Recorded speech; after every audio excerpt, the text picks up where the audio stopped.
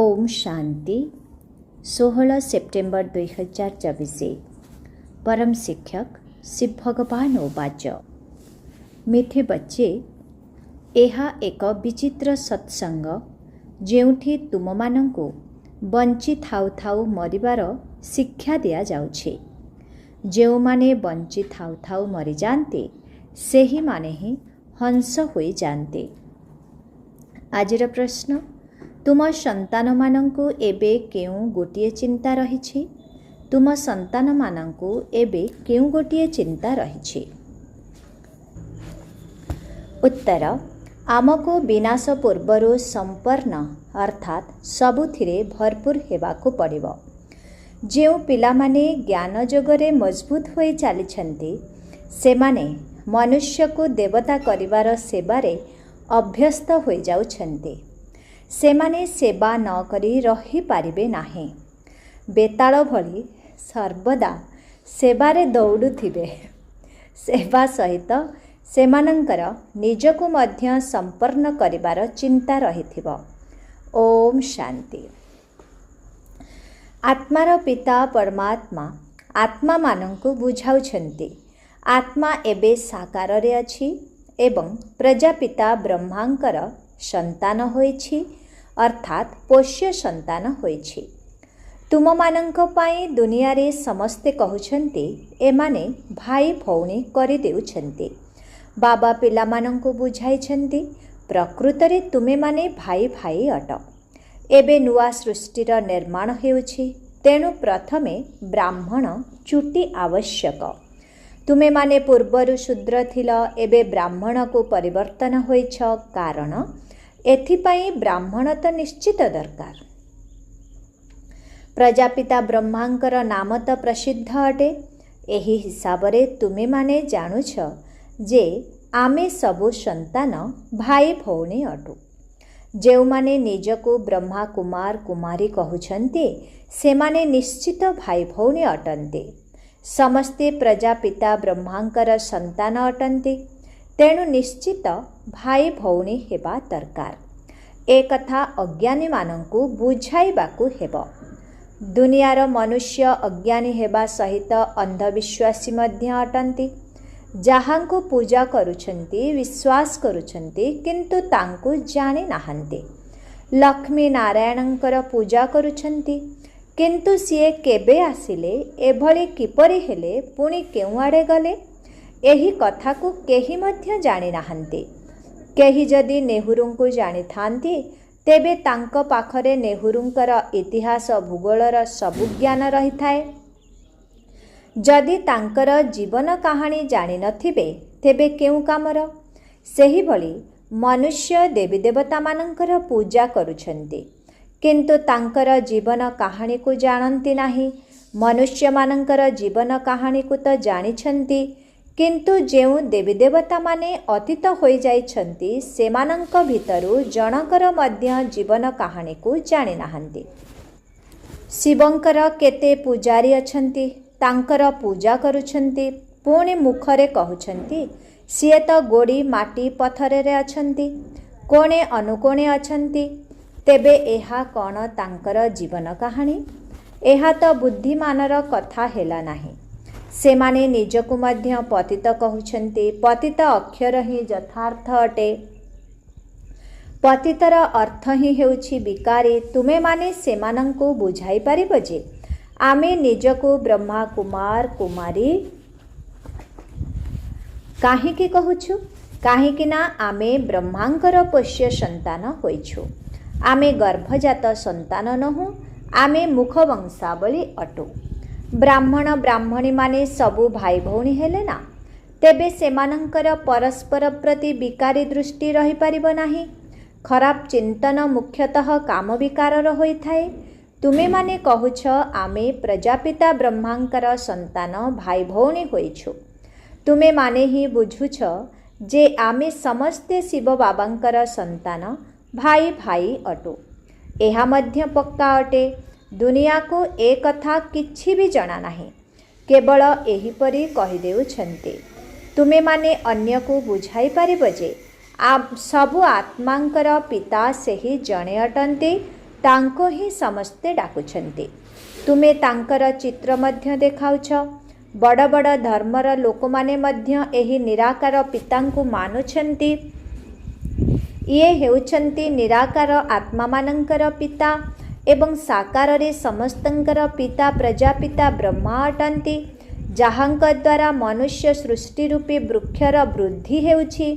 ଭିନ୍ନ ଭିନ୍ନ ଧର୍ମଗୁଡ଼ିକରେ ଆଘାତ ଦେଉଛନ୍ତି। ଆତ୍ମା ତ ଏହି ଶରୀରଠାରୁ ଅଲଗା ଅଟେ। ଶରୀରକୁ ଦେଖି କୁହନ୍ତି ଇଏ ଆମେରିକାନ, ଇଏ ଅମୁକ। ଆତ୍ମାକୁ ତ କେହି କହୁନାହାନ୍ତି।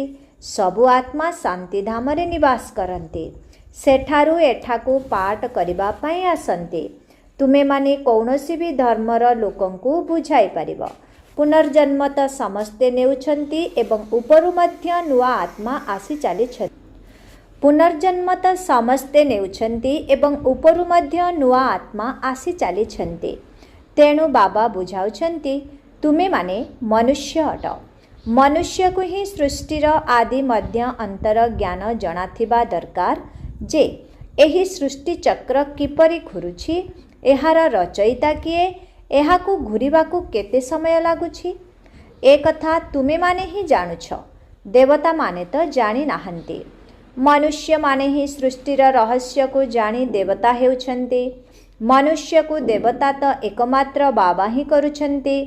ବାବା ଏବେ ନିଜର ଏବଂ ରଚନାର ପରିଚୟ ଦେଉଛନ୍ତି। ତୁମେମାନେ ଜାଣିଛ ଆମେ ବୀଜରୂପ ବାବାଙ୍କର ବୀଜରୂପ ସନ୍ତାନ ଅଟୁ। ଯେପରି ବାବା ଏହି ଓଲଟା ବୃକ୍ଷର ଜ୍ଞାନକୁ ଜାଣିଛନ୍ତି, ସେମିତି ଆମେ ମଧ୍ୟ ଏହି ଜ୍ଞାନକୁ ଏବେ ତାଙ୍କଠାରୁ ନେଉଛୁ। ମନୁଷ୍ୟ ମନୁଷ୍ୟଙ୍କୁ କେବେ ବି ଏହି ଜ୍ଞାନ ଦେଇପାରିବ ନାହିଁ, କିନ୍ତୁ ତୁମମାନଙ୍କୁ ବାବା ବୁଝାଇଛନ୍ତି। ଯେ ପର୍ଯ୍ୟନ୍ତ ତୁମେମାନେ ବ୍ରହ୍ମାଙ୍କର ସନ୍ତାନ ହୋଇନାହଁ, ସେ ପର୍ଯ୍ୟନ୍ତ ଏଠାକୁ ଆସିପାରିବ ନାହିଁ। ଯେ ପର୍ଯ୍ୟନ୍ତ କେହି 7 ଦିନର ପାଠ୍ୟକ୍ରମ ନେଇ ନାହାନ୍ତି, ସେ ପର୍ଯ୍ୟନ୍ତ ତୁମ ବ୍ରାହ୍ମଣମାନଙ୍କ ସଭାରେ କିପରି ବସିପାରିବେ? ଏହାକୁ ଇନ୍ଦ୍ର ସଭା ମଧ୍ୟ କୁହାଯାଏ। ଇନ୍ଦ୍ର କୌଣସି ପାଣିର ବର୍ଷା କରନ୍ତି ନାହିଁ। ଏହାକୁ ହିଁ ଇନ୍ଦ୍ର ସଭା କୁହାଯାଏ। ତୁମକୁ ପରି ମଧ୍ୟ ହେବାକୁ ପଡ଼ିବ। ଅନେକ ପ୍ରକାରର ପରିମାନଙ୍କର ଗାୟନ କରାଯାଇଛି ନା। କେହି କେହି ସନ୍ତାନ ଯଦି ଭଲ ସ୍ୱଭାବର ହୋଇଥାନ୍ତି, ତେବେ ତାଙ୍କୁ ପରି ବୋଲି ଭାବିଥାନ୍ତି। ଆଜିକାଲି ପାଉଡର ଆଦି ଲଗାଇ ସୁନ୍ଦର ହେଉଛନ୍ତି। ସତ୍ୟ ଯୁଗରେ ତୁମେମାନେ ହିଁ ପରି ପରିଜାତ ହେଉଛ। ଏବେ ତୁମେମାନେ ଜ୍ଞାନ ସାଗରରେ ଜ୍ଞାନ ସ୍ନାନ କରି ପରି ଅର୍ଥାତ୍ ଦେବୀ ଦେବତା ହୋଇଯାଉଛ। ତୁମେ ଜାଣିଛ ଆମେ କ'ଣରୁ କ'ଣ ହେଉଛୁ। ଯେଉଁ ପିତା ସଦା ପବିତ୍ର ଅଟନ୍ତି, ସଦା ସୁନ୍ଦର ଅଟନ୍ତି, ସେହି ଯାତ୍ରୀ ଏବେ ତୁମମାନଙ୍କୁ ଏଭଳି ଦେବୀ ଦେବତା କରିବା ପାଇଁ ପତିତ ଶରୀରରେ ପ୍ରବେଶ କରୁଛନ୍ତି। ତେବେ ଗୋରା ଅର୍ଥାତ୍ ପବିତ୍ର କିଏ କରିବେ? ବାବାଙ୍କୁ ହିଁ କରିବାକୁ ପଡ଼ିବ ନା। ସୃଷ୍ଟି ଚକ୍ରକୁ ତ ଘୁରିବାକୁ ହେବ ନା। ଏବେ ତୁମକୁ ଗୋରା ହେବାର ଅଛି। ଏକମାତ୍ର ଜ୍ଞାନର ସାଗର ବାବା ତୁମମାନଙ୍କୁ ପାଠ ପଢ଼ାଉଛନ୍ତି। ସିଏ ହିଁ ଜ୍ଞାନର ସାଗର, ପ୍ରେମର ସାଗର ଅଟନ୍ତି। ସେହି ପିତାଙ୍କ ପାଇଁ ଯେଉଁ ମହିମା ଗାୟନ କରାଯାଇଛି, ତାହା ଲୌକିକ ପିତାଙ୍କ ପାଇଁ କରାଯାଇପାରିବ ନାହିଁ। ଏହା ବେହଦ ପିତାଙ୍କର ହିଁ ମହିମା ଅଟେ। ତାଙ୍କୁ ହିଁ ସମସ୍ତେ ଡାକୁଛନ୍ତି ଯେ ଆସି ଆମକୁ ନିଜ ଭଳି ମହିମା ଯୋଗ୍ୟ କରାଅ। ଏବେ ତୁମେମାନେ ପୁରୁଷାର୍ଥର କ୍ରମାନୁସାରେ ମହିମାର ଯୋଗ୍ୟ ହେଉଛ ନା। ପାଠପଢ଼ାରେ ସମସ୍ତେ ଏକାଭଳି ହୋଇନଥାନ୍ତି। ସମସ୍ତଙ୍କ ଭିତରେ ରାତି ଦିନର ଫରକ ରହିଛି। ତୁମମାନଙ୍କ ନିକଟକୁ ମଧ୍ୟ ବହୁତ ଆସିବେ। ବ୍ରାହ୍ମଣ ତ ନିଶ୍ଚିତ ହେବାର ଅଛି। ପୁଣି ସେଥିରୁ କେହି ଭଲ ଭାବରେ ପଢ଼ୁଛନ୍ତି, ପୁଣି କେହି କମ୍। ଯିଏ ପାଠପଢ଼ାରେ ସବୁଠୁ ହୋସିଆର ଥିବେ, ସିଏ ଅନ୍ୟମାନଙ୍କୁ ମଧ୍ୟ ପଢ଼ାଇ ପାରିବ। ତୁମେମାନେ ଜାଣିଛ କେତେ କଲେଜ ଖୋଲି ଚାଲିଛି। ବାବା ମଧ୍ୟ କହୁଛନ୍ତି ଏଭଳି କଲେଜ ତିଆରି କର, ଯେଉଁଠି କେହି ବି ଜାଣିପାରିବେ ଯେ ଏହି କଲେଜର ରଚୟିତା ଏବଂ ଏହି କଲେଜରେ ରଚୟିତା ଏବଂ ରଚନାର ଆଦି ମଧ୍ୟ ଅନ୍ତର ଜ୍ଞାନ ମିଳୁଛି। ବାବା ଭାରତକୁ ହିଁ ଆସୁଛନ୍ତି। ତେଣୁ ଭାରତରେ ହିଁ କଲେଜ ଖୋଲୁଛନ୍ତି। ଭବିଷ୍ୟତରେ ବିଦେଶରେ ମଧ୍ୟ ଖୋଲି ଚାଲିବ। बहुत कॉलेज यूनिवर्सिटी दरकार ना, जेउठी बहुत आत्मा आसी पाठ पढ़िबे। जेतेबेले पाठ पढ़ा पूरा होई जिवो सेतेबेले समस्ते देवी देवता धर्म को चली जिबे, अर्थात मनुष्यरु देवता होई जिबे। तुमे पिला माने ही मनुष्यरु देवता हेउछ ना। गायन मध्य रहिछि मनुष्यरु देवता। एठारे एहा हेउछि मनुष्य मानंकर दुनिया, ताहा देवता मानंकर दुनिया। देवता एवं मनुष्य मानंक भितरे राति दिनर फरक रहिछि। दिनरे हेउछन्ति देवता एवं रातिरे मनुष्य रही थान्ति। वर्तमान समस्ते भक्त अटन्ति, पूजारी अटन्ति। एबे तुमे माने पूजारी रु पूज्य हेउछ। सत्य जुगरे शास्त्र भक्ति आदिर नाम न थाए। सेठारे समस्ते देवता स्वरूपरे थान्ति। एठारे समस्त मनुष्य भक्त अटन्ते। मनुष्य ही पुणी देवता हेउछन्ति। ताहा हेउछि दैवी दुनिया राम राज्य। एहाकु कुहाजाए आसुरी दुनिया रावण राज्य। आगरु तुममानंक बुद्धिरे मध्य नथिला जे रावण राज्य काहाकु कुहाजाए। रावण केबे आसिला किछि भी जणा नथिला। दुनियार मनुष्य कहुछन्ति लंका समुद्र रे बुड़ीगला। द्वारिका पाई मध्य एही भली कहुछन्ति। एबे तुमे माने जानुछ जे सारा दुनिया बेहदर लंका अटे, जहाँकि एबे बुड़ीबाकु जाउछि। ए सबु किछि बुड़ीजिब, सबु जलमय होइजिब। किंतु स्वर्ग केबे बुड़े नाही। सेठारे केते असरंती धन थिला। बाबा बुझाउछन्ति गोटिए सोमनाथ मंदिर को मुसलमान माने केते थर लुंठन करिछन्ति। एबे देख किछि भी धन नाही। भारत रे केते असरंती धन थिला, जहाकु ही स्वर्ग कुहा जाउथिला। एबे कौन एहाकु स्वर्ग बोली कुहाजिब? एबे त नर्क होई जाइछि, पुणी स्वर्ग होइजिब। तेबे स्वर्ग किए तयारी करुछन्ति? एकथा तुमे माने एबे जानी गलणी। रावण राज्य केते समय चालुछि ताहा मध्य बाबा बताई देइछन्ति। रावण राज्य रे अनेक धर्म रहिछि। राम राज्य रे केवल सूर्यवंशी चंद्रवंशी माने थांती। एबे तुमे माने पाठ पढ़ुछ। एही पाठ अन्य काहा बुद्धि रे नाही। समस्ते त एबे रावण राज्य रे अछन्ति। सत्य जुगरे ही राम राज्य होइथाए।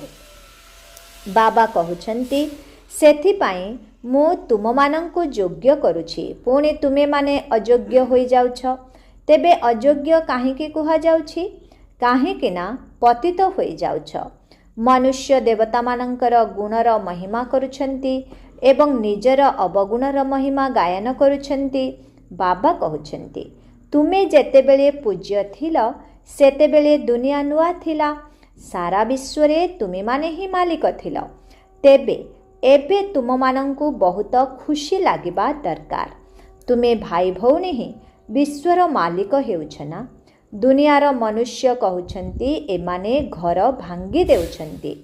पुणी सेमाने जेतेबेले एठाकु आसी शिक्षा नेउछन्ति सेतेबेले जानुछन्ति जे एही ज्ञान तो बहुत भल, कारण एठाकु आसीबा परे बुझुछन्ति ना। भाई भौणीर दृष्टि न रहिले पवित्र किपरि होई पारिबो? समस्त आधार पवित्रता उपरे रहिछि। बाबा मध्य एही मगध देश को आसुछन्ति, जहाँकि बहुत तळकु खसी जाइछि, बहुत पतित होई जाइछि। खाद्य पानीय मध्य अशुद्ध होई जाइछि। बाबा कहुछन्ति मु बहुत जन्म नेइथिबा आत्मार अंतिम शरीर रे प्रवेश करुछि। इए ही 84 जन्म नेउछन्ति। शेष जन्म परे प्रथम जन्म हुए एवं तापरे जन्म नेई नेई शेष जन्म होइथाए। बाबा उदाहरण जनकर ही बुझाउछन्ति। एबे तुमर राजधानी स्थापना हेबाकु जाउछि। तेबे ए कथा तुमे माने जेतेबेले भल भाबरे बुझिजिब, तुम निकटकु बुझिबा पाई बहुत आसिबे। एबे एही वृक्ष बहुत छोट, एहाकु तोफान मध्य बहुत लागुछि। सत्य जुगरे किंतु तोफानर कौनसी कथा नाही। एबे उपरु नुआ नुआ आत्मा सबु आसुछन्ति, पुणी तोफान लागिबा द्वारा अधोपतित होई जाउछन्ति। सत्य जुगरे तो मायार तोफान न थाए, एठारे तो बसी बसी मरी जाउछन्ते। तुमर एठारे माया सहित युद्ध चालुछि, सी मध्य तुमको हैरान करुछि, किंतु सत्य जुगरे ए सबु हेब नाही। अन्य कौनसी धर्मरे रावण को जानती नाही, कारण रावण राज्य एवं राम राज्यर अर्थ अन्य केही भी जानी नाहंती। जदिओ सत्संग को जाउछन्ती, किंतु सेठारे जीवन मृत्युर कथा सेठारे जीवन आ मृत्युर कथा कुहंती नाही। एठारे तो बाबा पिलामानंकु पोष्य रूपरे ग्रहण करुछन्ती। तुमे समस्ते कहुछ आमे शिव बाबांकर संतान, तांकठारु एबे स्वर्गर संपत्ति नेउछु। संपत्ति नेई अधिकारी हेबा समयरे मायार अधीन होइगले संपत्ति मध्य मिलिबा बंद होई जाउछि। हंसरु बदली बगुला होई जाउछन्ति, किंतु बाबा दयार सागर अटंती, तेणु पिलामानंकु सर्वदा बुझाई चालुछन्ति। केही पुणी निजर उन्नति करी उपरकु चढ़ी जाउछन्ति। जेउमाने स्थिर अवस्थारे रहुछन्ति सेमानंकु महावीर हनुमान कुहाଯାଏ। तुमे ही महावीर महावीरिणी अट। समस्ते तो क्रमानुसारे अछ। जेउमाने सबुठारु बलवान तांकु महावीर कुहाଯିव। आदि देवंकु मध्य महावीर कुहाଯାଏ। जाहांकठारु एही भली महावीर जात हुअन्ते, जेउमाने कि विश्व उपरे राजत्व करन्ते। सेमाने ही रावण उपरे विजय प्राप्त करिबा पाई क्रमानुसारे पुरुषार्थ करि चालिछन्ते। तेबे रावण हेउछि पांच विकार। एहा तो बुझिबार कथा। एबे तुममानंकर बुद्धिर ताला बाबा खोलुछन्ते। एबे सेही ताला एकदम बंद होई जाइछि। एठारे मध्य सेही भली हेउछि। जेउमानंक बुद्धिर ताला खोलुछि सेमाने जाई सेवा करुछन्ति। बाबा कहुछन्ति सेवा कर। जेउमाने विकार रूपी नଳାରେ पड़िछन्ति सेमानंकु उद्धार कर। एमिति नुहे जे तुमे माने मध्य नଳାରେ खसी पड़। तुम मानंकु तो निजे बाहरकु बाहारी अन्य मानंकु मध्य बाहर करिबाकु हेब।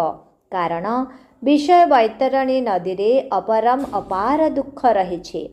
एबे तुमको अपरम अपार सुख को जीवाकु हेब। जी अपरम अपार सुख देउछन्ति तांकर महिमार ही गायन करा जाउछि। रावण जी की दुख देउछि तार कौन केबे महिमा होई पारिबो कि?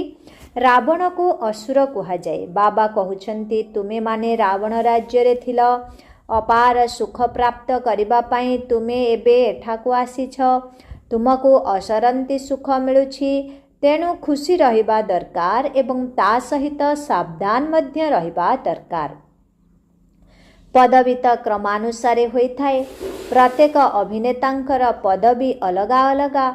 समस्तंक भितरे तो ईश्वर रही पारिबे नाही। बाबा आसी प्रत्येक कथा बुझाउछन्ति। तुमे माने पुरुषार्थर क्रमानुसारे बाबांको एवं रचनार आदि मध्य अंत को जानुछ।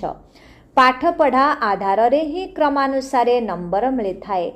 एहा हेउछि बेहदर पाठ पढ़ा। एथिरे पिलामानंकर बहुत ध्यान रहिबा दरकार। पाठ पढ़ा केबे मिस करिबा उचित नुहे। आमे सबो विद्यार्थी अटु। आमको ईश्वर पिता पाठ पढ़ाउछन्ति। सेही निशा पिलामानंक मध्यरे सर्वदा रहिबा दरकार। भगवान उवाच सेमाने केवल मोर नाम बदलरे कृष्णंक नाम लेखि देइछन्ति। भूल बसतः कृष्ण भगवान उवाच भाबि नेइछन्ति। काहेकिना कृष्ण हेउछन्ति भगवानंकर परे द्वितीय भगवान। बाबा जेउ स्वर्ग स्थापन करुछन्ति सेथिरे इए प्रथम नंबरर ना। एही ज्ञान तुममानंकु एबे ही मिलिछि। जेउमाने पुरुषार्थर क्रमानुसारे निजर कल्याण करिबा सहित अन्यमानंकर कल्याण करुछन्ति सेमानंकु सेवा व्यतीत केउथिरे भी सुख लागिब नाही। तुमे पिलामाने जोग एवं ज्ञान रे एते शक्तिशाली होई जिवो जाहाकि जीन भली कार्य करिब। तुमको मनुष्यरु देवता कराइबार सेवार अभ्यास होई जिवो। तुमको मनुष्यंकु देवता कराइबार सेवार अभ्यास होई जिवो। तुम मानंकु मृत्यु पूर्वरु उत्तीर्ण हेबाकु पड़िबो। सेथिपाई बहुत सेवा करिबाकु हेबो। ପରବର୍ତ୍ତୀ ସମୟରେ ତ ଲଢ଼େଇ ଆରମ୍ଭ ହୋଇଯିବ, ପ୍ରାକୃତିକ ବିପର୍ଯ୍ୟୟ ମଧ୍ୟ ମାଡ଼ି ଆସିବ। ଆଚ୍ଛା, ମିଠେ ମିଠେ ଶିଖିଲ ଧେ ସନ୍ତାନମାନଙ୍କ ପ୍ରତି ମାତା ପିତା ବାପଦାଦାଙ୍କର ମଧୁର ସ୍ନେହ ସମ୍ପନ୍ନ ଶୁଭେଚ୍ଛା ଏବଂ ସୁପ୍ରଭାତ। ଆତ୍ମିକ ପିତାଙ୍କର ଆତ୍ମିକ ସନ୍ତାନମାନଙ୍କୁ ନମସ୍ତେ। ଆତ୍ମିକ ସନ୍ତାନମାନଙ୍କର ଆତ୍ମିକ ପିତାଙ୍କୁ ଓମ୍ ଶାନ୍ତି। ନମସ୍ତେ ନମସ୍ତେ ନମସ୍ତେ। ଶୁକ୍ରିୟା ବାବା, ଶୁକ୍ରିୟା। ଓମ୍ ଶାନ୍ତି। ଧାରଣା ପାଇଁ ମୁଖ୍ୟ ସାର। ଶେଷ ସମୟରେ ଆସିଥିଲେ ମଧ୍ୟ ପ୍ରଥମ ସ୍ଥାନ ଅଧିକାର କରିବା ପାଇଁ ମହାବୀର ହୋଇ ପୁରୁଷାର୍ଥ କରିବାକୁ ହେବ। ମାୟାର ତୋଫାନରେ ହଲଚଲ ହେବାର ନାହିଁ। ବାବାଙ୍କ ଭଳି ଦୟାଶୀଳ ହୋଇ ମନୁଷ୍ୟମାନଙ୍କର ବୁଦ୍ଧିର ତାଲାକୁ ଖୋଲିବାର ସେବା କରିବାକୁ ହେବ। 2 ନମ୍ବର, ପ୍ରତିଦିନ ଜ୍ଞାନ ସାଗରରେ ଜ୍ଞାନ ସ୍ନାନ କରି ପରିଜାଦା ରାଜକୁମାର ହେବାର ଅଛି। ଗୋଟିଏ ଦିନ ବି ପାଠପଢ଼ାକୁ ବନ୍ଦ କରିବାର ନାହିଁ। ଆମେ ସବୁ ଭଗବାନଙ୍କର ଛାତ୍ର, ଏହି ନିଶାରେ ରହିବାର ଅଛି। ଆଜିର ବରଦାନ, ଗମ୍ଭୀରତାର ଗୁଣ ଦ୍ୱାରା ଫୁଲ ମାର୍କ ଅର୍ଥାତ୍ 100 ନମ୍ବର ଜମା କରୁଥିବା ଗମ୍ଭୀରତାର ଦେବୀ ବା ଦେବତା ଭବ। ବର୍ତ୍ତମାନ ସମୟରେ ଗମ୍ଭୀରତାର ଗୁଣର ବହୁତ ଆବଶ୍ୟକତା ରହିଛି। କାହିଁକି ନା କହିବାର ଅଭ୍ୟାସ ବହୁତ ବଢ଼ିଯାଇଛି। ତେଣୁ ଯାହା ଇଚ୍ଛା ତାହା କହିଦେଉଛ। କେହି ଯଦି କୌଣସି ଭଲ କରିଲା ଏବଂ ତାକୁ କହିଦେଲା, ତେବେ ସେଥିରୁ ଅଧା ଫଳ ସମାପ୍ତ ହୋଇଗଲା, ଆଉ ଅଧା ହିଁ ଜମା ହେଲା। କିନ୍ତୁ ଯିଏ ଗମ୍ଭୀର ରହିଥାଏ ତାର ସମ୍ପୂର୍ଣ୍ଣ ନମ୍ବର ଜମା ହୋଇଥାଏ। ସେଥିପାଇଁ ଗମ୍ଭୀରତାର ଦେବୀ ବା ଦେବତା ହୁଅ ଏବଂ ନିଜର ଫୁଲ ମାର୍କ ଜମା କର। ବର୍ଣ୍ଣନା କରିବା ଦ୍ୱାରା ନମ୍ବର କମ୍ ହୋଇଯାଉଛି। ଆଜିର ସ୍ଲୋଗାନ, ଯଦି ବିନ୍ଦୁ ସ୍ୱରୂପରେ ସ୍ଥିତ ରହିବ ତେବେ ସମସ୍ୟାଗୁଡ଼ିକୁ ଗୋଟିଏ ସେକେଣ୍ଡରେ ବିନ୍ଦୁ ଲଗାଇ ପାରିବ। ଓମ୍ ଶାନ୍ତି।